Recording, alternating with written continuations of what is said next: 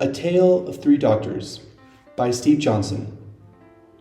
I once visited a medical plaza where there were three general practitioners, Dr. Law, Dr. Acceptance, and Dr. Love. Each of the three doctors ran their own private clinic apart from the others. I wanted to interview the three doctors and see how they approached their patients. I also wanted to interview some of the patients to see what their experiences had been with the different doctors' medical practices. Here is my report. Dr. Law. I met with Dr. Law in his office. He was very professional and we got right down to the business of my visit. Dr. Law, thank you for meeting with me. My name is Mr. Seeker, and I'm here to understand your philosophy of medical practice. How do you go about treating your patients? All people should be healthy, he began. It is my conviction that with the right education and environment, no one has any excuse for being sick. Being sick is a result of bad choices, and that's something we do not tolerate around here. So, what is your approach to curing them? I asked, feeling a little confused. He held up a medical manual that must have weighed 20 pounds. This has everything in it they need to know in order to live healthy, normal lives, he declared. I do my rounds every day, and I teach them how they should eat right and exercise. If they do what I teach them, they get better. That's what I'm here for, to help people get well. That makes sense, I said, but it seems to me that everyone is going to get sick from time to time. How do you treat someone when they get sick? He looked irritated by the question and said shortly, I'm the doctor. If I had sick people in my clinic, I wouldn't be doing my job very well, would I? You're saying you simply don't have sick people in your clinic? I asked. No, I do not, he said proudly. I make sure that all of my patients are healthy. But what do you do if someone in your clinic does get sick? I insisted. I knew that getting sick was inevitable, and I was incredulous that there wasn't a treatment plan. If someone under my care gets sick, said Dr. Law impatiently, I have them out-processed and turned out of my clinic. If they get sick after coming here, it's because they don't take me or my practice seriously. He paused and leaned in toward me. When he spoke again, he did so slowly and deliberately. Sickness is contagious. Every good doctor knows that. I can't have sick people in my clinic who don't take their own health seriously enough to stay well. If I get soft with people like that, I'd have a clinic like Dr. Acceptance in no time. He leaned back in his chair with a smug smile on his face. You'll see soon enough what I mean when you visit him later. Dr. Love is the same way. His clinic is full of sick people. Not here, not on my watch. I have one more routine question, I said. Do you ever turn people away from your clinic? All the time, he said. Like I said, if I let contagious illnesses into my clinic, we'd all get sick in here. I have to protect myself and my patients. So, under what conditions do you accept new patients? I examine them to make sure they're healthy enough to be admitted. I require my patients to be healthy before they come into my clinic. Thank you for your time, I said as I rose to leave. I walked down the hallway and into a room of Dr. Law's patients. There were conversations around the room as I entered. They looked very normal at first glance, but I could see hidden pain in their expressions. I approached one of them and introduced myself. How are you? I asked. I mean, you're in a hospital, so I know you're not perfect, I joked with a chuckle. The man laughed and said in a hoarse voice, Oh, I'm great. Never been better. I love this hospital, you know. I learned all about how to take care of myself. Dr. Law does his rounds every day to make sure we're healthy and taking care of ourselves. I looked at him in curiosity and said, You know, I can't help noticing you have a pretty hoarse voice right now. Are you sure you're not fighting something? The man looked terrified that I had said that out loud. Quiet, he begged. If Dr. Law hears I'm sick, I'll get thrown out. I've seen him do it. It's called excommunication, and it's horrible. Dr. Law gives me everything I need in here to be healthy. Good advice from his medical books. It's my fault for not following his advice. Trust me, I'm fine. All I need is more time and a greater effort to get myself well." "Thanks," I said. I got up and found the shortest route out of that clinic. Dr. Acceptance. The next doctor I visited was Dr. Acceptance. He wore a huge, sincere smile as I walked into his office, and I knew immediately that he wanted to be everyone's friend. I sat down feeling like I was going to have a much more relaxed experience with Dr. Acceptance than I had with Dr. Law. "Dr. Acceptance," I began, "my name is Mr. Seeker, and I'm here to understand your philosophy of medical practice. How do you go about treating your patients?" For a moment, a blank look came on Dr. Acceptance's face as he processed my question. Then he seemed to understand. He looked at me again with that big smile and said, "I see what you mean. You're asking what I do for my patients when they get sick. Well, I don't really think that anybody should be called sick. You see, I believe that everybody is basically healthy. If I go out there into my clinic and start diagnosing my patients for being the way they are, they'll think I want to change them. But I accept them, just as they are." Now I was the one wearing a blank look. "So, you don't think your patients need to be treated for their diseases?" I asked. "No," Dr. Acceptance shook his head. "They have enough troubles out there in the world already. I have patients who are barely holding their marriages together. Others can't find a decent paying job. You should hear their stories," he said, almost starting to cry. "I want them to know that they are safe here in my clinic. They need to have at least one place where they never feel like they are expected to change or improve themselves." "Thank you for your time," I said, still feeling a little blank. "May I go visit your patients? I have a few questions for them." "Sure thing," smiled Dr. Acceptance. "I'm so glad to meet you. Stop by any time you need anything." "I would if I thought you'd actually treat me," I thought to myself as I shut the door behind me. I walked down a hallway and into a room with patients of Dr. Acceptance. I looked from face to face and felt like I was getting sicker by the minute. Flu symptoms were obvious everywhere. Some were coughing uncontrollably. One man was lying in bed with mucus running out of his nose. I couldn't believe that these people were not being treated. I walked over to one of them and introduced myself. "My name is Mr. Seeker," I said. "Can I ask you a few questions about your experience here at the hospital?" "Sure," said the man through a clogged nose. "What do you want to know? Are you thinking of checking yourself in?" "Not really," I admitted, looking around at the defiled room. "But I want to hear how you like it here and what your experience has been. How long have you been sick like this?" "Sick?" he asked in half surprised, half offended tones. "I'm not sick. I'm just as healthy as everybody else in here. Dr. Acceptance loves us just the way we are and has given us all clean bills of health." "Say," he added, looking at me with suspicion, "you're not from Dr. Law's office, are you?" "No," I assured him, "I am not." "Well," the man said with half-closed eyes. I had to turn away as he sneezed all over me.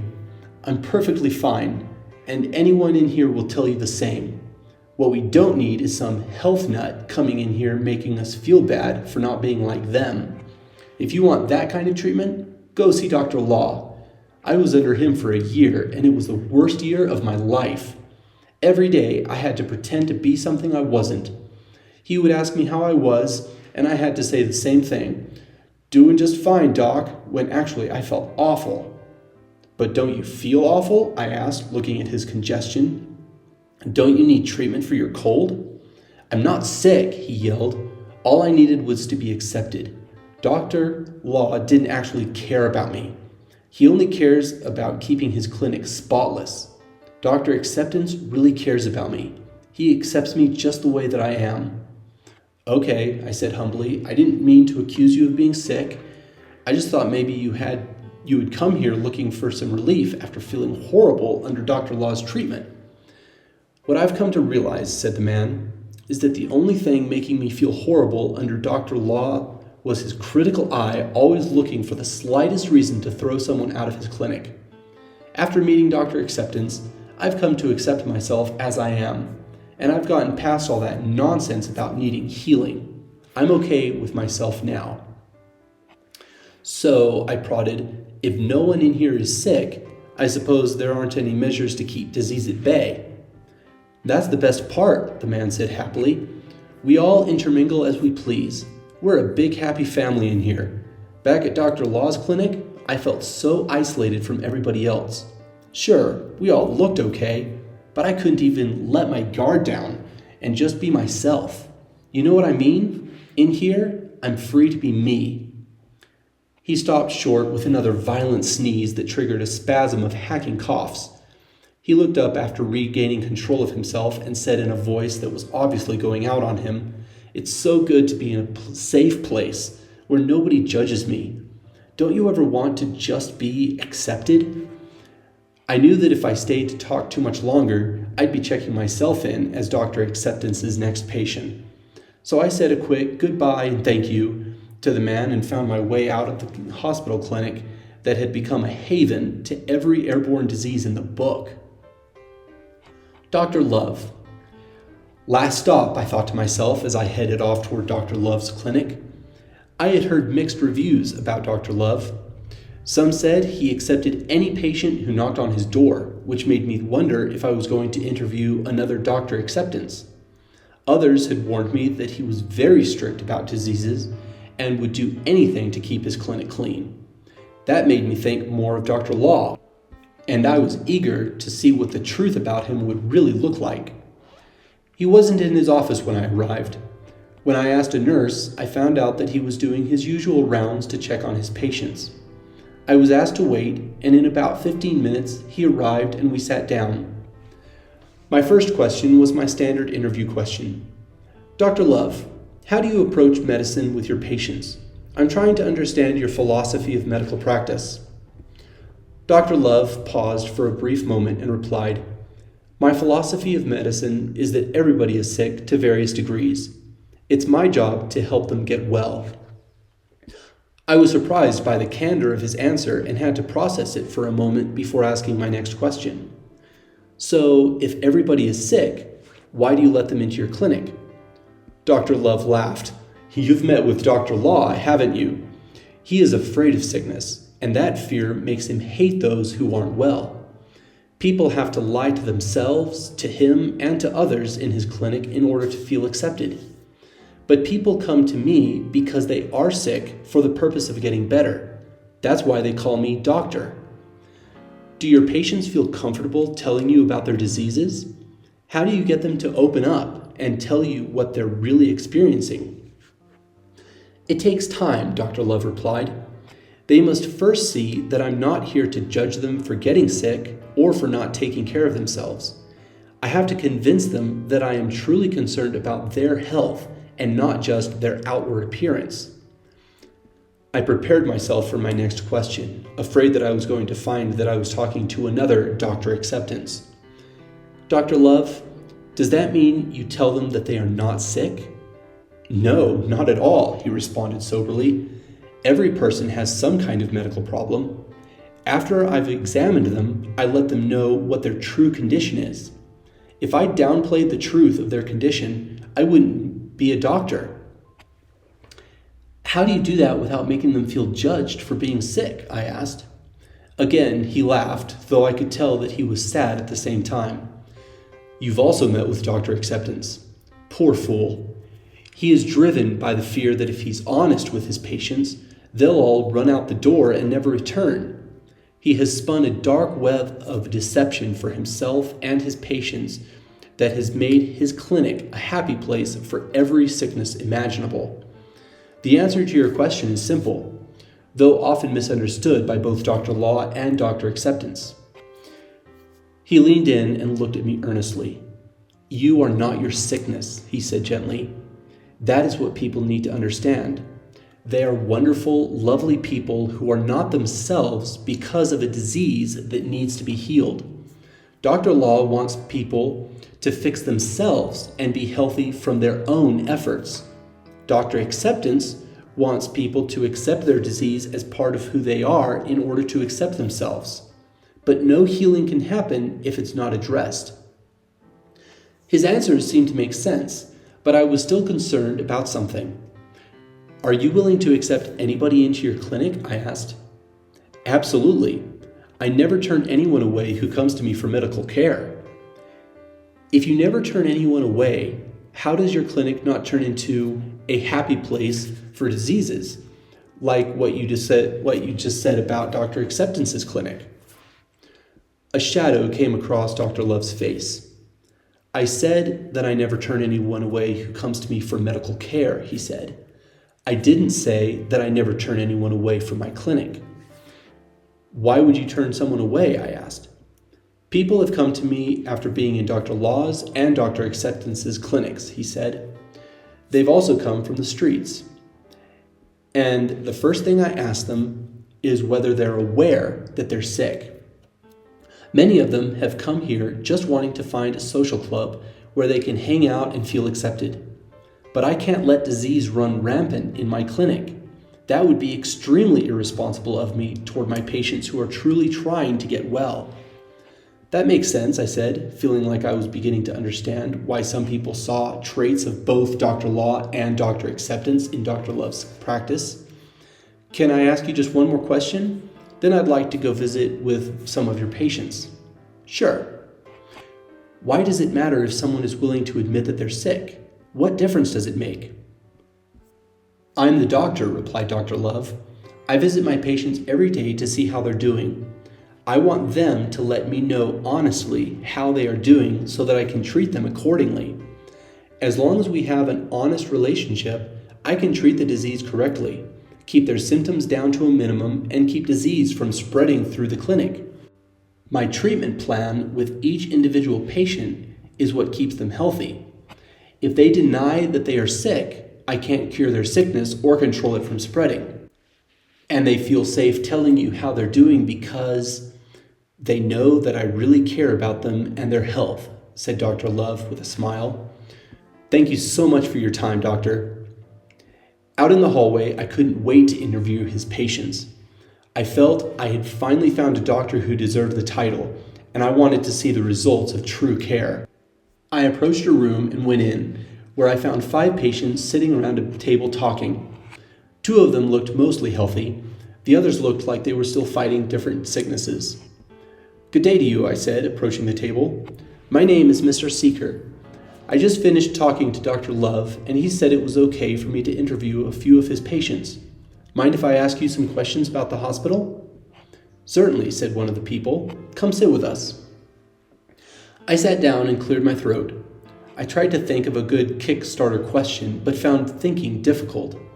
A strange ache and fogginess had started coming over me as I left Dr. Acceptance's clinic, and it continued to get steadily worse. What's been your experience here at the hospital?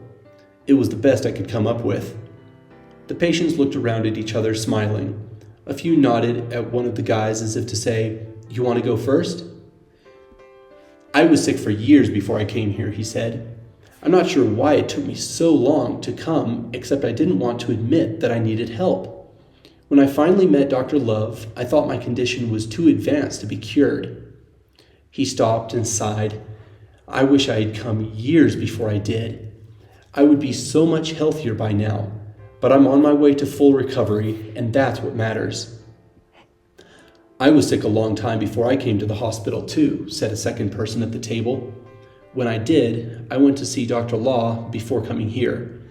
He told me he had the medical guide to recovery and that if I would sign an agreement to follow it, I'd be fine in no time. I signed the form, pledging to follow his guidance. 2 weeks went by, and I thought I felt some improvement under his care, but I was still far from healthy.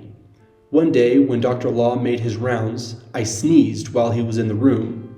He glared at me and told me I had better be over it by the next day.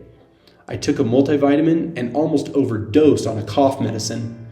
But the following day, my cold was worse than ever. Dr. Law examined me and decided I hadn't been following his instructions from the medical guide. I was promptly excommunicated from his clinic. I was afraid to seek medical care for a while after that. But to make a long story short, I came here to see Dr. Love, and he began to treat me.